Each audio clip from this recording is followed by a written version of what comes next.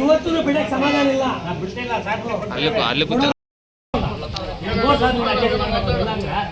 ನಮ್ಮ ಕೈಲಿ ರೈತರ ನಾನು 50 ಕೆಜಿ ಹಾಕಿಲ್ಲ ಈಗ 50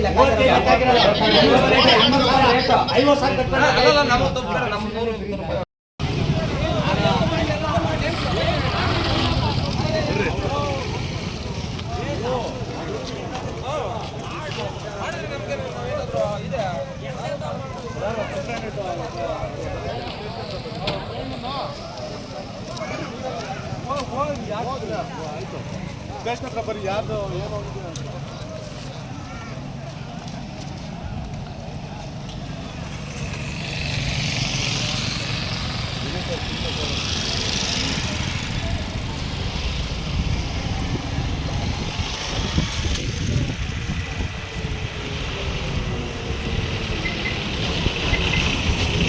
ಅಣ್ಣ ಏನಕ್ಕೆ ಮಾಡಿದ್ರಿ ಹಿಂಗೆ?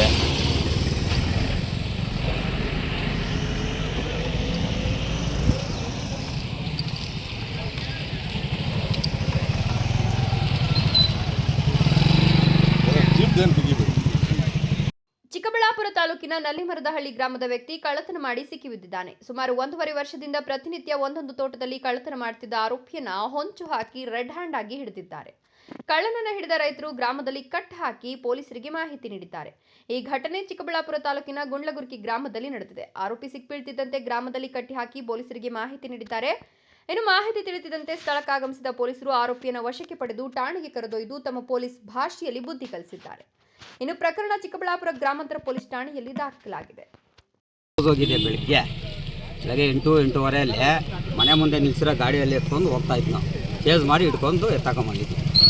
ಏನು ಅವರೇ ಕಿತ್ಕೊಂಡೋದ ಕಿತ್ತು ಮಡಗಿದ್ದೆ? ಕಿತ್ತು ಮಡಗಿರೋದು, ಬ್ಯಾಗ್ ಹಾಕಿ ಮಡಗಿರೋದು ನೋಡಿ. ಅಲ್ಲಿ ದಬಾಕಿದ್ದಾನೆ ಬ್ಯಾಗ್ನ. ನಿಲ್ಸು ಅಂದಿದ್ದು ಅಲ್ಲೇ ಇದೆ, ಹೋಗಿದ್ದಿಲ್ವಾ?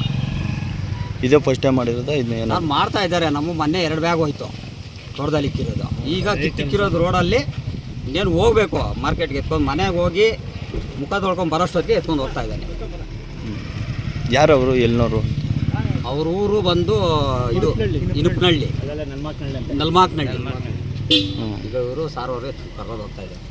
ಇಲ್ಲಿ ತುಂಬ ರೈತರದ್ದು ಹೋಗಿದೆ ಹೂವು. ಎಷ್ಟು ತೋಟಗಳೆಲ್ಲ ಹೋಗಿದೆ? ಸುಮಾರು ಒಂದು 20-30 ಬ್ಯಾಗ್ ಕಳ್ತನ ಮಾಡಿದ್ದಾನೆ. ಇವತ್ತು ಸಿಕ್ಕಾಕಂಗೆ. ಎಷ್ಟು ವರ್ಷಗಳಿಂದ ಸರ್? ಡೈಲಿ ಅದೇ ಇರುತ್ತೀನಿ ಅವರು. ನೈಟಲ್ಲಿ ಹೋಗ್ತಾ ಹೂವು. ನೈಟಲ್ಲಿ ನಿನ್ನೆ ನಮ್ಮ ತೋಟದ ಪಕ್ಕದಲ್ಲೇ ಒಂದು ಸುಮಾರು 50 ಅಡಿ ಕೇಬಲ್ ಒಂದು ಟನಲ್ ಬೋರ್ಡ್ ಜನ ಇದ್ರು ಒಂದು 5-10 ಅಡಿಯಲ್ಲಿ ಇದ್ರು ಜನ ಹೆಂಗ್ ಎತ್ಕೊಂಡು ಹೋಗ್ತಾನೆ ಅಂದ್ರೆ ಅವನು ಒಳ್ಳೆ ರೋಬೋ ಟೈಪ್ ಅಲ್ಲಿ ಎತ್ಕೊಂಡು ಹೋಗ್ತಾನೆ.